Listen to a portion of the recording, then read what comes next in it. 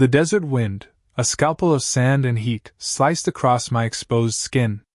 It tasted of grit and ghosts, the ghosts of battles fought and lives lost in this unforgiving landscape. Sergeant Major Rex, all 90 pounds of teeth and muscle, strained at his leash, his low growl a rumble in my chest, a shared vibration of anticipation and primal awareness. The sun, a merciless eye in the sky, beat down on us, blurring the edges of the world into shimmering waves of heat. In the distance, the mock village stood silent, a collection of sun-baked mud brick buildings waiting to be breached, waiting for the chaos Rex and I were about to unleash. My hand tightened on his leash, the worn leather a familiar comfort against the sweat on my palm. Today wasn't a training exercise for Rex. It was a hunt, a deadly game of hide and seek where the stakes were measured in human lives. The air crackled with unspoken tension. I could feel it in the way my heart hammered against my ribs, in the way the other members of the unit, their faces grim and focused, avoided my gaze. They knew what Rex was capable of, the razor's edge he walked between instinct and control. He was a weapon, yes, but he was also more than that. He was a partner, a confidant, a furry, four-legged extension of my own soul. And today, that soul was heavy with the weight of responsibility, the knowledge that a single misstep could have devastating consequences. The mission briefing had been stark: high-value target, heavily guarded, potential for civilian casualties. My job was to get Rex in, clear the path, and get everyone out alive. The unspoken question hung in the air, thick and suffocating. Could I trust him enough? Could I trust him to ignore the distractions, to filter out the noise, to focus solely on the scent of the enemy? Doubts, like insidious weeds, threatened to choke the fragile trust we had built over years of relentless training, of shared meals and whispered secrets in the lonely hours of the night. I pushed them down, forcing myself to focus on the present, on the feel of Rex's warm fur beneath my fingers, on the unwavering intensity of his gaze. He trusted me. I had to trust him. It wasn't always like this bond forged in the crucible of war. When I first met Rex, he was a snarling, untamed beast, a rejected candidate from another K9 unit deemed too aggressive, too unpredictable.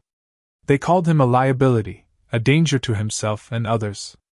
I saw something else, a spark of intelligence, a fierce loyalty buried beneath layers of fear and mistrust. He was a mirror, reflecting back my own inner turmoil, my own struggles with authority and control. I was fresh out of training, eager to prove myself, haunted by the ghosts of my own past failures. We were two broken souls, thrown together by chance, desperately searching for a connection, a purpose. The early days were a battle of wills. He challenged me at every turn, testing my patience, pushing me to the brink of frustration. He refused commands, snapped at my hands, and seemed to delight in my failures.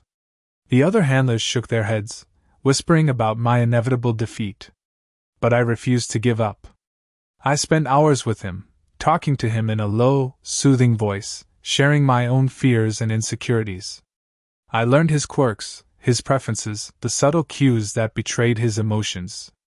I discovered that beneath the tough exterior lay a sensitive soul, wounded by past experiences, longing for acceptance and love. I started small, rewarding him for even the slightest sign of cooperation. A gentle touch, a quiet word of praise, a small piece of meat offered from my hand. Slowly, painstakingly, he began to respond. The snarls became less frequent, the bites less severe. He started to meet my gaze, his eyes softening with a glimmer of understanding. We began to build a language of our own, a silent communication based on trust and mutual respect. He learned to anticipate my commands, to read my body language, to sense my emotions. He became more than just a dog. He became an extension of my own senses, a furry radar that could detect danger long before I could. The turning point came during a training exercise, a mock ambush designed to test our ability to react under pressure. We were pinned down by simulated gunfire, our team taking heavy casualties. Rex, usually eager to charge into the fray, hesitated, sensing my fear. I was paralyzed, overwhelmed by the chaos and the noise. He nudged my hand with his nose, his eyes filled with concern. In that moment, I realized that he wasn't just a weapon, he was a protector. He wasn't just following orders, he was making a conscious decision to put himself in harm's way to protect me. I took a deep breath, forced myself to focus, and gave him the command to attack. He exploded into action, a blur of fur and teeth, taking down the enemy combatants with ruthless efficiency. We turned the tide of the battle, saving the lives of our teammates. That day, we forged a bond that went beyond duty, beyond loyalty, beyond anything I had ever experienced. We became a team, a single entity, operating in perfect synchronicity. He became my eyes and ears, my guardian angel, my closest friend. He knew me better than anyone else, understood my fears, and shared my burdens. In the lonely hours of the night, under the vast expanse of the desert sky, we would sit together, side by side, sharing our silence, finding solace in each other's presence. He was the only one who truly understood the weight I carried, the sacrifices I had made, the scars that I could never erase. He was my constant, my anchor, the one thing in my life that I could always count on. The acrid smell of burnt plastic clawed at Noah's throat. He coughed, trying to clear the air, but it was thick with smoke and the metallic tang of blood. Kaiser whined, pushing against Noah's leg, a low, guttural sound that vibrated through his bones. The radio crackled, a distorted voice yelling something unintelligible about casualties and a perimeter breach. But Noah couldn't hear anything over the ringing in his ears, the roaring in his chest. He remembered the flash, a blinding white light that ripped through the night. One moment, he was scanning the alley, Kaiser alert at his side, the next he was thrown against the brick wall, the world spinning violently. When he'd finally managed to push himself up, the scene was a nightmare painted in shades of gray and crimson. Sergeant Miller, a gruff man with a heart of gold hidden beneath layers of cynicism, lay motionless a few feet away. His eyes were open, staring blankly at the sky. Panic seized Noah, a cold, paralyzing grip that squeezed the air from his lungs. He scrambled towards Miller, ignoring the searing pain in his shoulder, the throbbing in his head. "Sarge! Sarge, can you hear me?" He shook Miller gently, but there was no response. His hand came away slick with blood. Kaiser nosed at Miller's hand, letting out a soft, mournful whimper. He seemed to understand, in a way Noah couldn't, the finality of what had happened. Noah buried his face in Kaiser's fur, the dog's warmth a small comfort in the face of overwhelming loss. Miller was more than just a sergeant, he was a mentor, a friend. He'd been the one who pushed Noah to join the K9 unit, who'd seen something in him that he hadn't seen in himself. The reality slammed into him with the force of a physical blow. They were alone. Cut off. And Miller was gone. He had to get Kaiser out of there, had to protect him. He grabbed his rifle, his hands shaking so badly he could barely hold it steady. He glanced back at Miller one last time, a silent promise etched in his heart. He would make it out. He would make sure Miller's sacrifice wasn't in vain. Present day. The fluorescent lights of the therapy room hummed, a sterile, monotonous drone that grated on Noah's nerves. He sat rigidly in the uncomfortable chair, his hands clasped tightly in his lap. Dr. Albright, a woman with kind eyes and a soothing voice, waited patiently for him to speak. "It's difficult," Noah finally said, his voice raspy. "Talking about it, I mean." Dr. Albright nodded understandingly. "I know it is, Noah.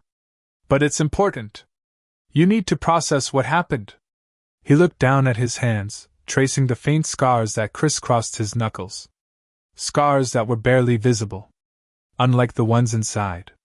"I keep seeing his face," he whispered. "Miller. Every time I close my eyes, I see him lying there." He paused, struggling to control the tremor in his voice. "I should have been faster. I should have seen it coming. Maybe if I had, he'd still be alive." Dr. Albright leaned forward, her gaze unwavering. "Noah, you can't blame yourself. You were in an impossible situation. You did everything you could." He shook his head, unconvinced. "It's not just Miller. It's everything. The missions, the explosions, the faces of the people we were supposed to be helping, the ones we couldn't. They all blur together, a constant, swirling nightmare. He felt a familiar weight settle on his chest, a crushing sense of guilt and regret. He'd come home, physically intact, but something inside him was broken. Shattered. And he didn't know how to fix it.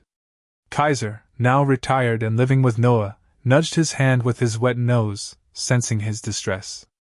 Noah stroked his fur, finding a sliver of solace in the dog's unwavering loyalty.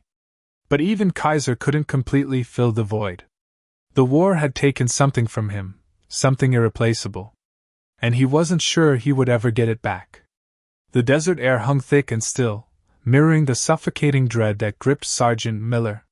He knelt beside Atlas, the dog's breathing shallow and ragged. The wound, a crimson stain blooming on his flank, pulsed with a life that seemed to be slowly ebbing away. Specialist Chin worked frantically, her hands stained red, her face a mask of desperate concentration. "Hold on, boy," Miller whispered, his voice cracking. He stroked Atlas's head, the coarse fur matted with sweat and dust. The dog whined softly, a sound that tore at Miller's soul. He knew, with a certainty that settled like lead in his gut, that this was it. The explosion, a blinding flash and a thunderous roar, had been meant for him. Atlas had taken the brunt of it, shielding him, as he always had. The sun beat down mercilessly. The distant hum of the medevac helicopter was a cruel tease, a promise of help that might arrive too late. Miller looked into Atlas's eyes, those intelligent, unwavering eyes that had seen him through so much. He saw not fear, but trust, a deep and abiding faith that transcended words. He remembered the first time he met Atlas, a scrawny, energetic pup at Lackland Air Force Base. The connection had been instantaneous, a spark of understanding that ignited into a bond stronger than any he'd ever known. They had trained together, sweated together, faced danger together. Atlas wasn't just a dog, he was a brother, a confidant, a part of him. Chen looked up, her eyes filled with tears. "Sergeant, I'm sorry. I'm doing everything I can." Miller nodded, unable to speak. He knew. He felt it in the tremor that ran through Atlas's body, in the slowing rhythm of his breath. He leaned closer, his lips brushing against Atlas's ear. "You did good, boy," he whispered, his voice thick with emotion. "You did real good. The best." Atlas licked his hand weakly, a gesture of love and loyalty that broke Miller completely. He closed his eyes, fighting back the tears that threatened to overwhelm him. He had seen death before, faced it countless times, but this was different. This was losing a part of himself. He opened his eyes again and looked at Atlas, really looked at him. He saw the scars, the marks of battles fought and won, the testament to a life of service and sacrifice.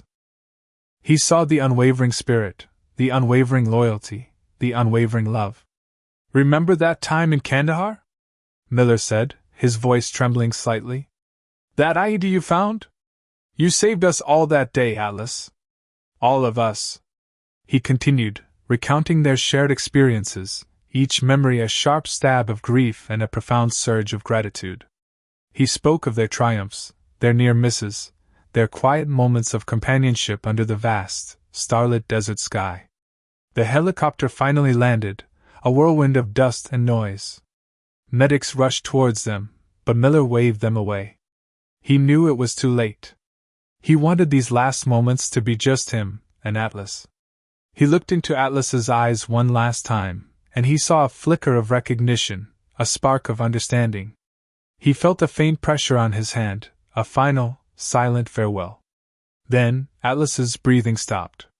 His body went still.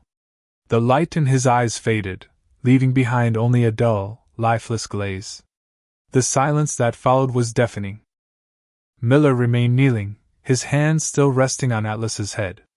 The sun beat down, the desert wind whispered, but he heard nothing. He felt nothing but an overwhelming sense of loss, a void that threatened to swallow him whole. After what felt like an eternity, he gently closed Atlas's eyes. He stood up slowly, his body stiff and aching. He looked at Chin, her face streaked with tears. He nodded once, a silent acknowledgement of their shared grief. He turned and walked towards the helicopter, his steps heavy, his heart broken. He knew he would never be the same. He had lost a partner, a friend, a brother. But he also knew that Atlas's sacrifice would not be in vain. He would carry Atlas's memory with him, always, a reminder of the bond that could exist between a man and a dog, a bond stronger than orders, a bond forged in fire and tempered by love.